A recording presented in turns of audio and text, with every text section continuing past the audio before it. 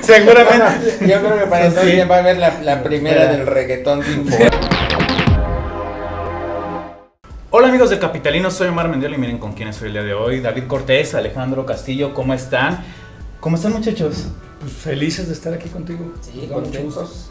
Gracias por la invitación. Y justamente vienen para promocionar este disco que ya tuve la oportunidad de verlos en el Alicia en la presentación.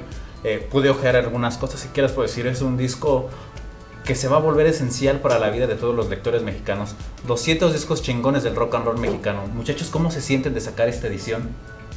Bueno, la verdad es que estamos muy contentos, o sea, nos tardamos 10 años en decidirnos a hacer una edición corregida y aumentada, entonces pues ya lo decidimos, convocamos a un buen número de colaboradores, cerca de 60, Alejandro estuvo muy al pendiente de la cuestión del diseño, así que toda esa parte gráfica tan rica que tiene el libro se la debemos en gran parte a él, y pues la recepción que ha tenido el libro hasta el momento ha sido muy buena, ¿no? El libro, digamos que empezó a circular a finales del año pasado, porque lo presentamos el 8 de diciembre en el Foro Alicia, todavía fue una de las cosas que pudimos hacer, y felices del libro, ¿no?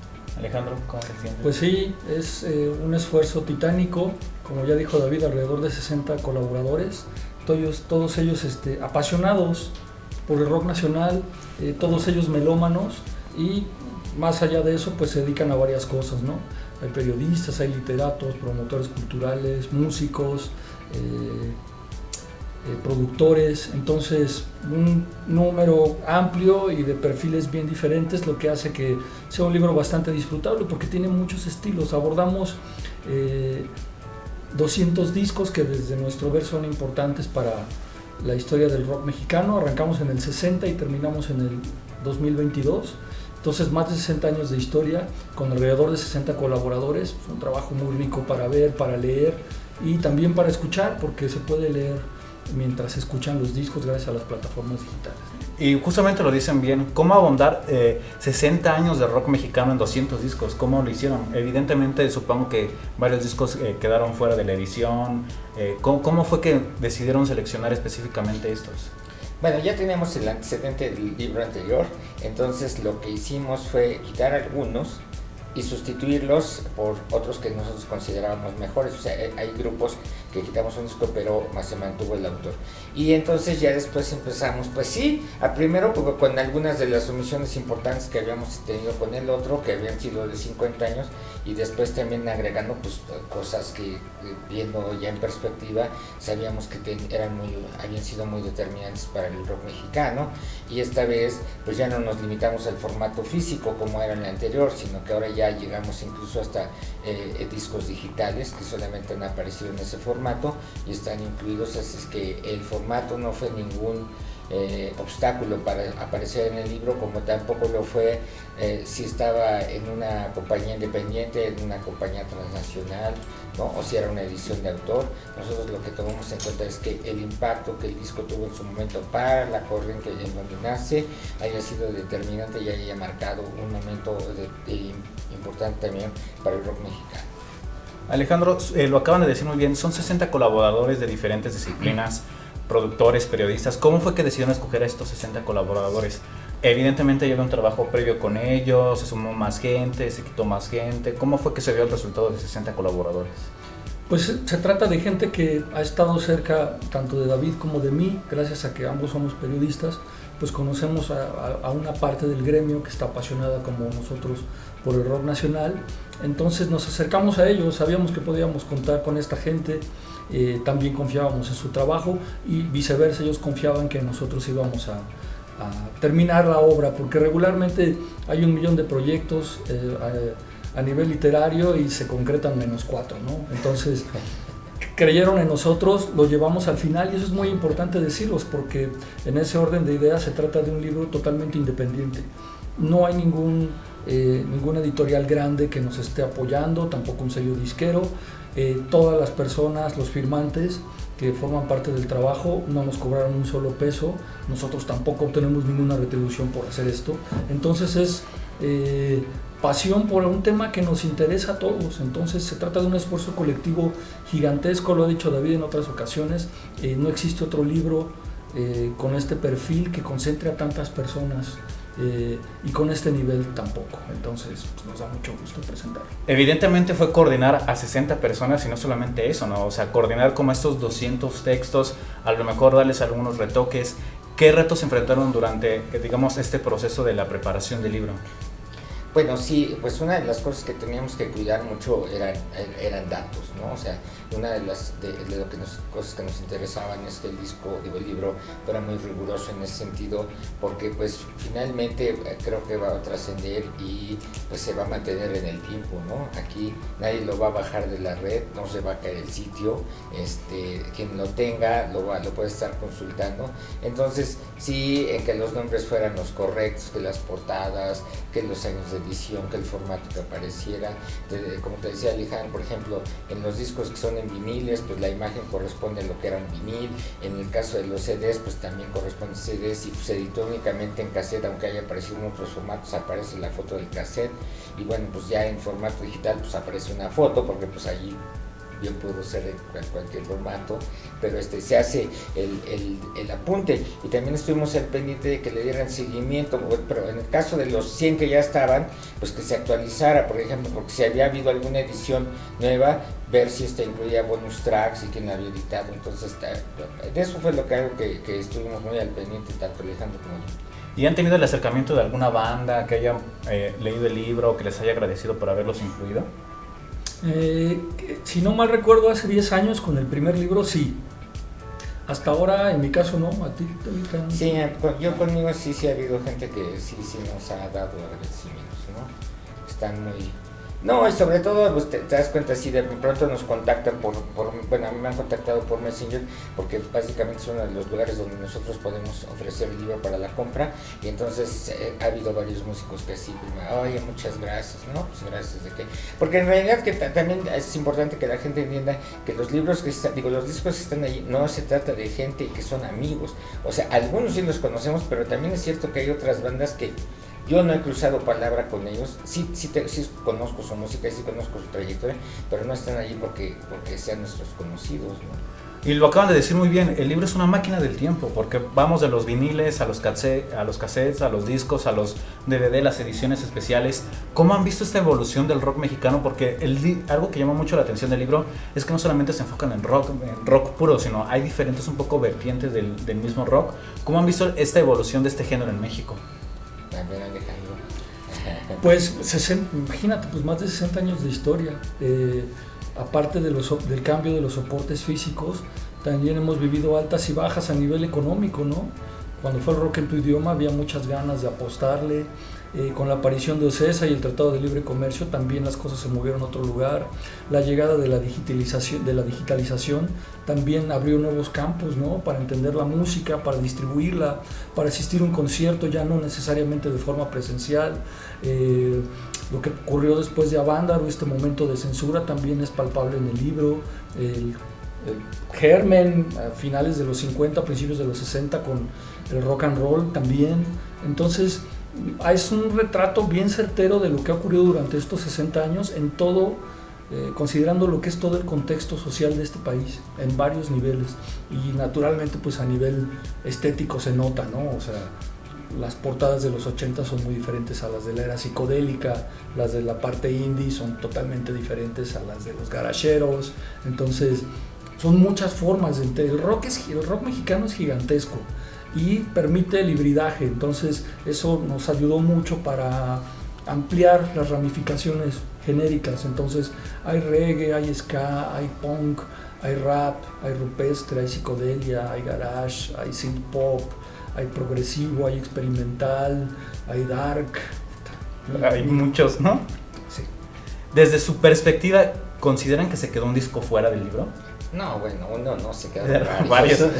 Un ejemplo a lo mejor que nos puedan Otros dar. 200. Sí. ¿Otros 200?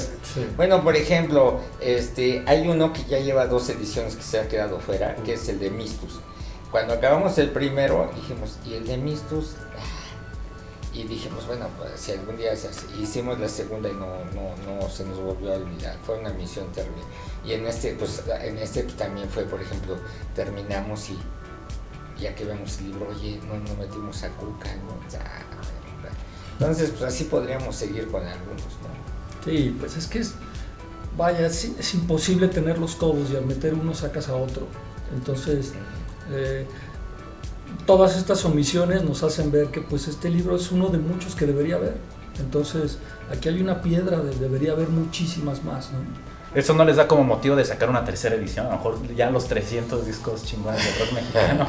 Los 1000 de una vez, ¿no? Los 1000, ¿no? O sea, los 1000 que debes que escuchar antes de morir. 1000 discos definitivos del rock mexicano, así se va a llamar. No, pero sí les ha dado como esa espinita de a lo mejor, como lo acaban de decir muy bien, ¿no? La Cuca quedó fuera, este disco que mencionabas, David, que quedaron fuera, como incluirlos en una próxima edición.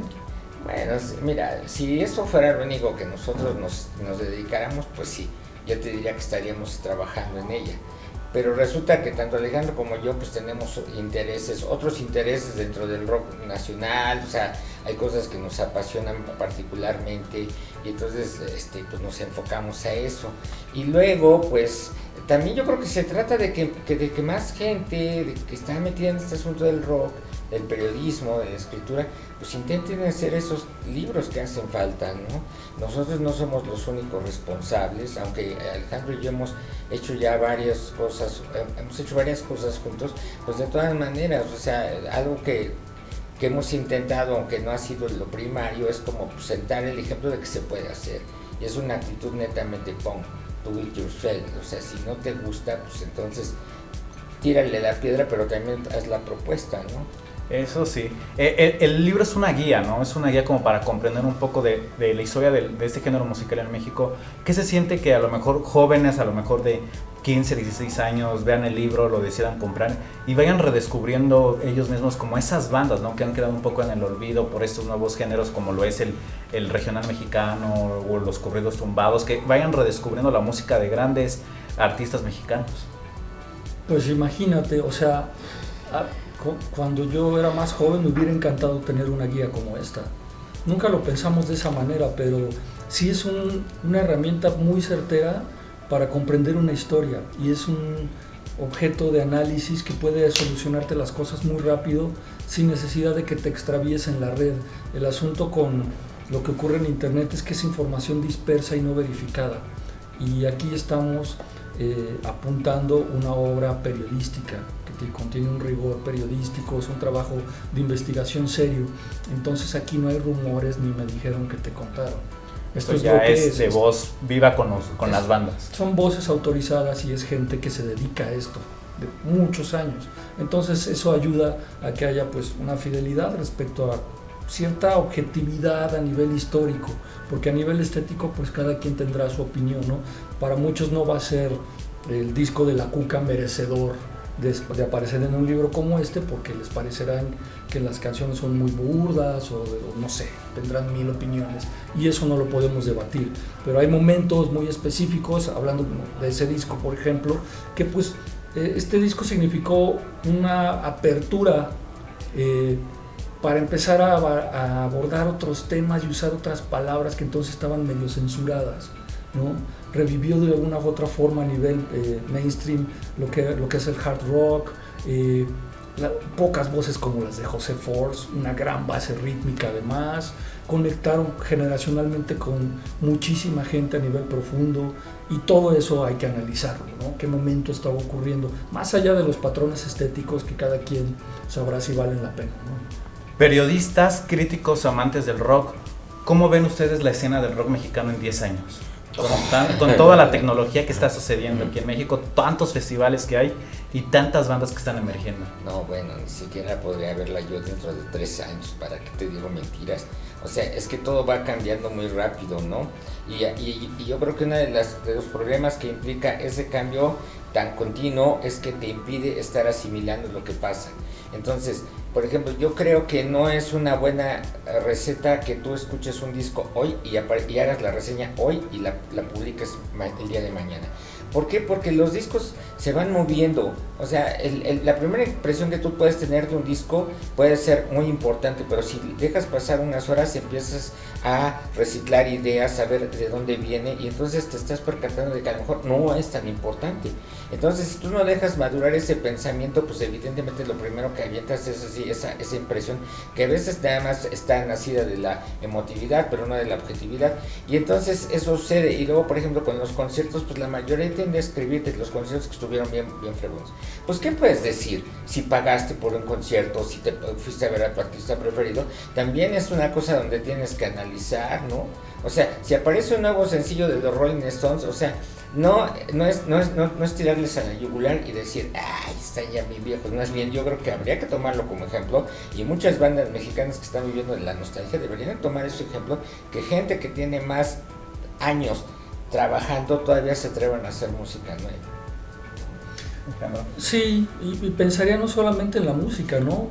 Si consideramos que el rock mexicano es todo un hábitat, me gustaría saber qué está pasando con los escuchas dentro de 10 años. Si siguen esperándose a que lo que digan las plataformas más comerciales de contenido está cool, o si van a de verdad tomar la iniciativa y ponerse a buscar música por su cuenta y tomar decisiones propias. También me gustaría pensar qué va a ocurrir con los conciertos en directo, de qué manera van a mutar, los festivales se van a ir haciendo cada vez más de nicho, no lo sé. Lo que sí pienso es que va a haber más música que nunca, y seguramente estaremos en la 20ª edición del Rock en tu idioma sinfónico. Sí, seguramente. Yo creo que para entonces va a haber la primera del reggaetón sinfónico. La verdad es que la música va a ser un misterio en 10 años. Pues nada, nos toca esperar a ver qué va a suceder. Exacto. Esperemos. David, Alejandro, muchísimas gracias por estar aquí en El Capitalino. ¿Dónde podemos conseguir este disco? Bueno, este libro, perdón. Sí, hablamos de discos y me confundo. No, mira, básicamente ahorita nos tienen que contactar a Alejandro y a mí, ya sea por Instagram o por Messenger, Facebook. Estamos como David Cortés Arce y Alejandro González Castillo, o lo pueden encontrar en el puesto de La Jornada en el Chopo, o allí también en el Chopo con Antonio Pantoja, en Disquerías de la Roma. En Puebla están librerías Caligari, y es el único lugar donde estamos llegando fuera, porque en otras librerías no lo pueden encontrar. Entonces realmente sí le van a tener, lo mejor es que se pongan en contacto. Claro que sí, la 3ª edición de 1000 discos definitivos de rock mexicano lo esperamos aquí. Aquí estaremos, ya bien viejitos, pero estaremos. Muchísimas gracias. A ti. Sí.